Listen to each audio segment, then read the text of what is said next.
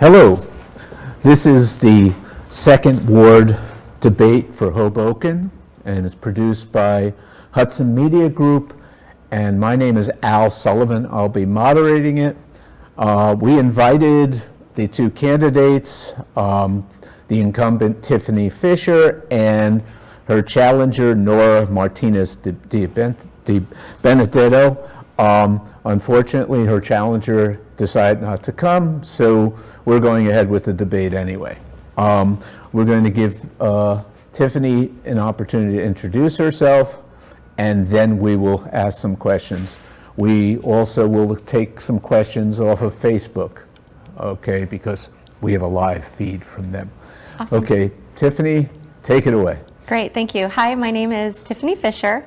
I'm currently the second ward representative on the Hoboken City Council.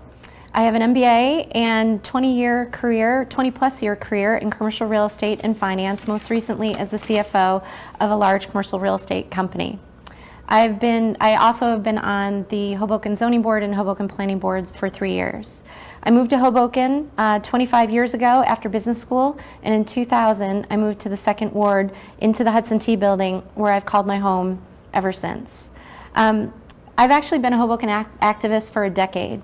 I started this back when I was the condo president at my condo association, where from there I led the public effort against the monarch on behalf of second ward residents and pretty much all of Hoboken.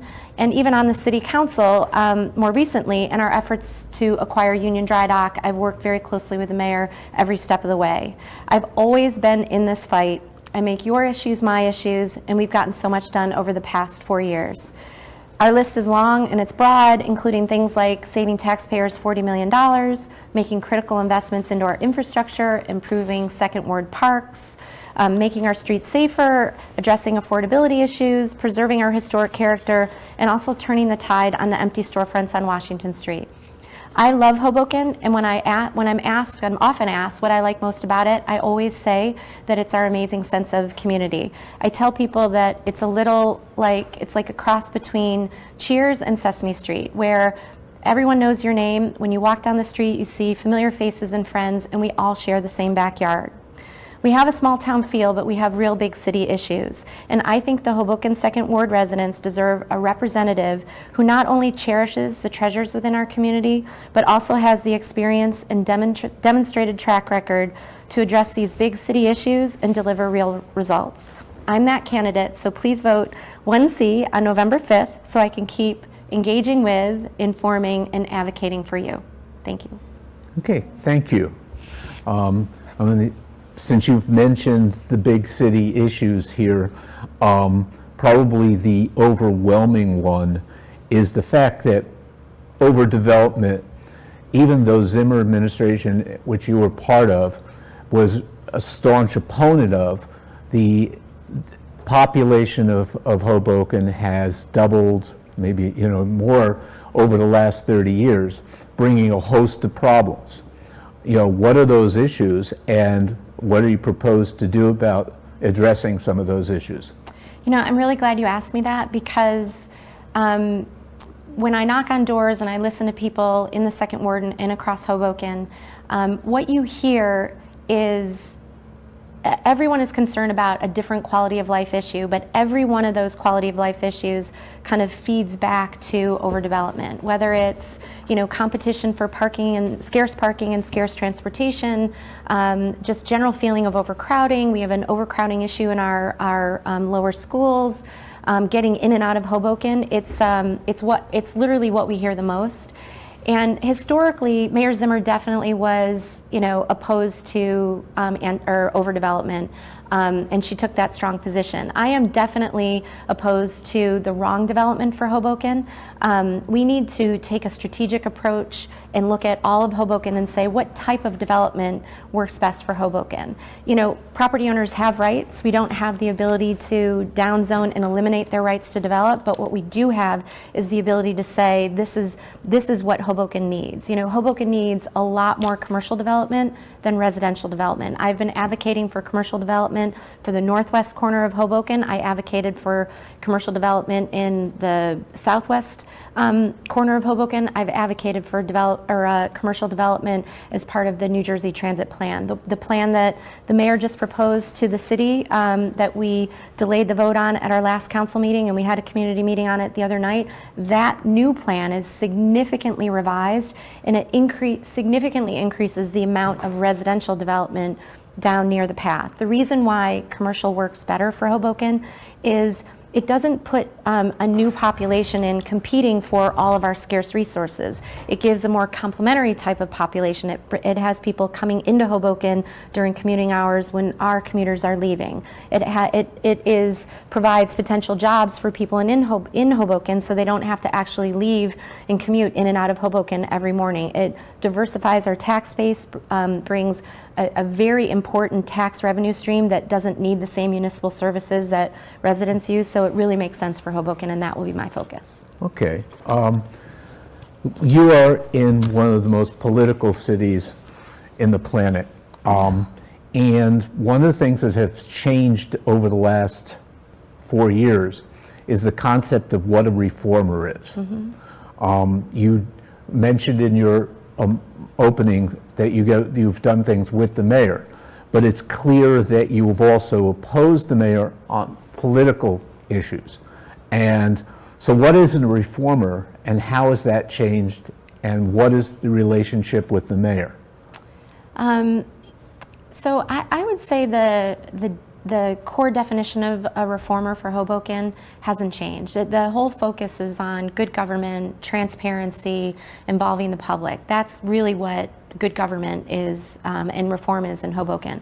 I don't think that's changed. I think some of the faces of reform have changed. I would like to think that I'm still a face of reform. Transparency, involving the public, being open and honest with our public. Good government is the core of who I am as a person, and I think that really extends to a lot of people in our community.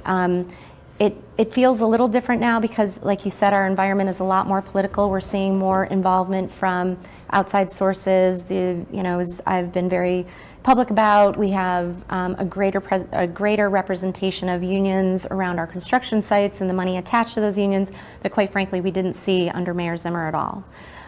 It's a challenging time, but I still think at the core of our community, there's a lot of people that really believe in reform principles, and I don't think that's gone out anywhere. Your question about Mayor Bala, this is what I've said to, this is what I say to people. I consider myself a very independent voice. I was an independent voice under Mayor Zimmer. I was Team Zimmer. I completely supported the majority of her agenda, but I pushed back sometimes. I didn't support her, her plan for Washington Street, but we ended up, I think, getting just a great outcome for Washington Street. With this mayor, what's interesting is we're getting a lot done. We agree on 90+% of the issues. The entire city council works well together. Notwithstanding some of the rhetoric that you hear, we actually vote, 85% of the time 9-0. We vote probably 90% of the time 8-1, and we've just accomplished so much. And under this mayor, we've gotten to accomplish things like a new Suez contract that is incredibly favorable for our community, saving taxpayers $30 million. We've been able to get a special improvement district done, which is historic for Hoboken. This mayor is open to good things happening and a variety of good things happening, and that's what we're seeing get done. But if I think that anything that he puts up is not good for Hoboken, my independent voice on those is going to be very strong. Now, you have talked about, I guess, creating a commercial redevelopment for the north end, okay, and jobs. But one of the things, the big problems is that there isn't enough affordable housing. Yeah. So, how do you balance the job creation versus affordable housing in an environment which, let's face it, Hoboken is posh area for people who want to live in, and they're willing to pay top dollar to live there. How do you do those two things? So I'll tell you what, from who I am as a person, I think that those that have more need to do more for those that have less, and I feel as though our system is rigged in favor of those that have more. And so I feel I've worked very hard in my life, and I feel it's my responsibility as an elected official to make sure that we are looking out for everyone in our community, and we have to, because of the market forces, because of land values, because of the interest in development profits, we have to actually work really hard to make sure that we are building affordable units. I supported all of the, I've been on actually the Affordable Housing Subcommittee for 4 years. We made huge achievements in affordability, our affordable housing ordinances this year. I was absolutely supportive of every one of those. As we think about development, I don't think about commercial to the exclusion of residential. I think of commercial as being something that similarly we have to force and make room for, because developers generally prefer to build luxury residential. So, it's almost as if I need to make sure that all of our legislation and planning requires both commercial development as well as affordable housing, and then everything else is really what the property owners most want to build, which is luxury residential. So we have to find that balance, and we have to be able to speak the same language as developers. We need to understand what their math is, what the profit calculations on their developments are, so that we can have that conversation and know that we can demand less profitable affordable housing and less profitable commercial development. But if we don't have that skill set at the table, then we don't have the ability to, I think, be successful in those negotiations. Now, you mentioned in your opening that you were partly responsible for the monarch opposition. Okay. Now, you're also, because you live where you live, you're in also a conflict as a council person.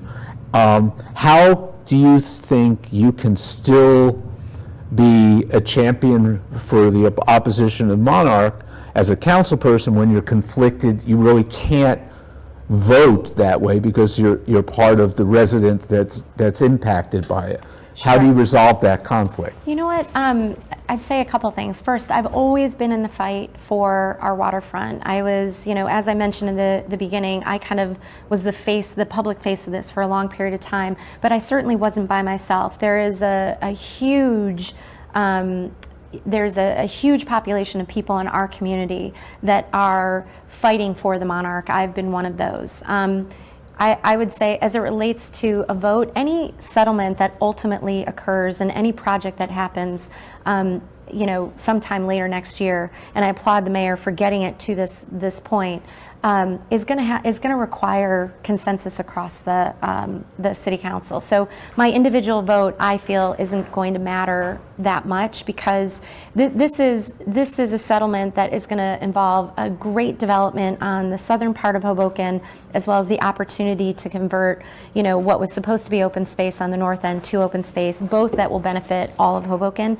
And I really just feel as though my advocacy will continue as just being part of, as a resident in the North End, and being part of, that fight, as well as all of the, bringing financial and real estate tools and discipline to City Hall. They didn't have that before. So I've been able to bring, the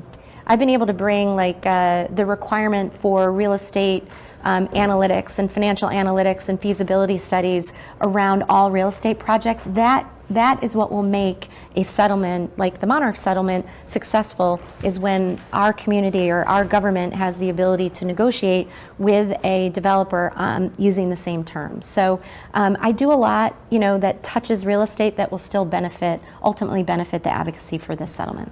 Now, one of the things that came up recently is one of the unions, maybe more of the unions, wanted to water down Hoboken's pay-to-play. Hoboken has a amazingly strict pay-to-play that's much stricter than the state. What's your position on that? Are you willing to bend to the unions, or is there a flexible place you can go where you are willing to open up the process a little more or do you want to stick to the kind of pay-to-play that is become the symbolic of reform in Hoboken? Yeah, I will tell you that, my entire campaign is what they call grassroots. I'm very proud of the fact that almost all of my donors, I think I raised so far close to $20,000, and with the exception of a couple smaller donations, actually from 2 unions that I'm very proud to take, the rest of it are all from Hoboken residents and people that I'm close with. And to me, that's the right type of support that local elections should require and should have. I would like to see our pay-to-play levels stay at the same level that they are. If people want to move them a little, I mean, they're at $500. If they want to go to $1,000, I don't think that changes anything, but I'm comfortable right where they are. I think what we're seeing right now is, and what we've seen in the last couple of elections, is the kind of the introduction of money from outside of Hoboken in levels that can be, really impactful in our elections and very disruptive to our elections, right? And when one candidate can go and raise, a couple $100,000 from outside of Hoboken, and another candidate just can't, that just doesn't feel like it's a fair playing field on our local issues, and it feels as though it might create an undue influence on some of the really important issues, construction in particular. So I'm more comfortable keeping kind of our pay to play intact where it is, and that would directionally where I think I would want to go. Now, let's talk about Second Ward, since you're represent the Second Ward. What do you see are the upcoming critical issues for that part of the town? I mean, every part of the town has a singular issue that's exclusive to their part. What do you see as the overriding issues in the Second Ward that you're going to face over the next 4 years if you're reelected? It's interesting. I would say the standout issue that I hear from people the most is what I'll refer to as sidewalk safety, and we're not doing a great job there. And that is not only our actual physical sidewalks, but at our intersections, the crosswalks. It's everything relating to pedestrian safety. We have a lot of families with kids in the Second Ward, and that have to cross dangerous streets like 15th Street every day, 14th Street every day. And these streets have been identified, 15th Street in particular has been identified for over a decade as one of the top, most dangerous streets in the city of Hoboken. The, past 2 administrations have basically done nothing to improve this, and I think that we are going to need to do more. So this administration has introduced Vision Zero, a Vision Zero project, which I'm actually very thrilled about.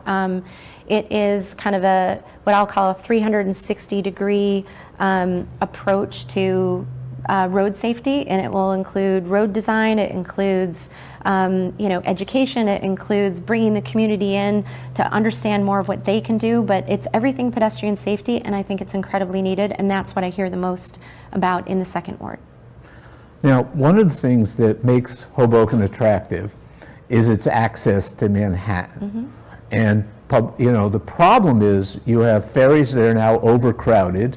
You have buses that are overcrowded, and you have a light rail that leaves you off at 9th Street, and if you live on 15th Street, you have a long walk. What kind of transportation elements can you, as a council person, work to alleviate some of those? In particular, the light rail, which we've been trying to get at 14th Street, I think? Yeah. What do you do for that? How do you address that? So it's a really interesting question about the light rail. And this really comes down to the ability to think strategically across, citywide, and in particular about what the city needs and how we get there. If we, in what order do we proceed? historically, the conversation within City Hall has been, we have to agree with the developer first on what they're going to develop, and at that point, we can have a conversation with New Jersey Transit to decide how we get a light rail station.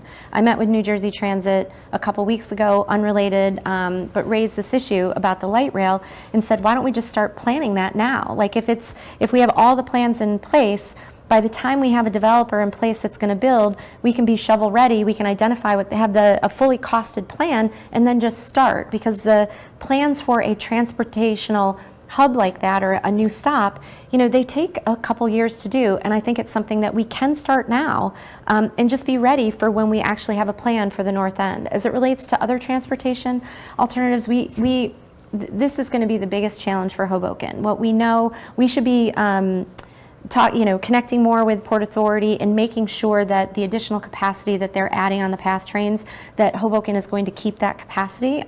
We recently lost 1 train an hour to Jersey City because Jersey City is growing faster than Hoboken is. That's a problem.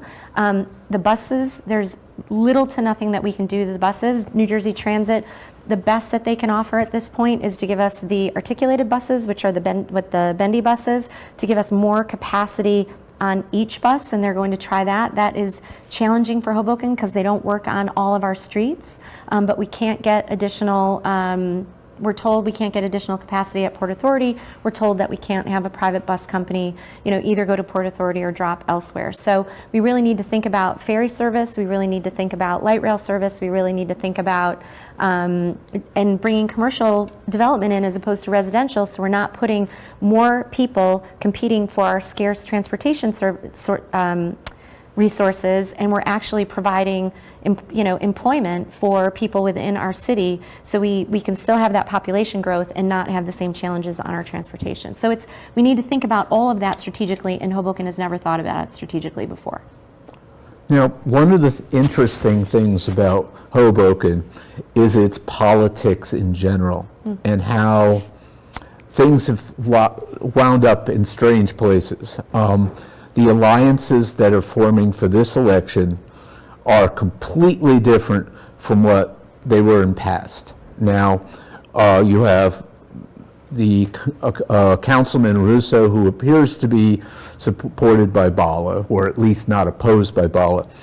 How important are the new alliances that you are making, and who do you see as vital to getting things done that cross over traditional boundaries of what was old Hoboken versus new Hoboken? I'm going to address that in a couple ways. And the most important message I want the community and anyone who's watching to know is that this council actually works very well together, and we talk all the time amongst ourselves. I talk to every single council member. If Councilman Doyle has something that's important to him, I'll talk to him about it.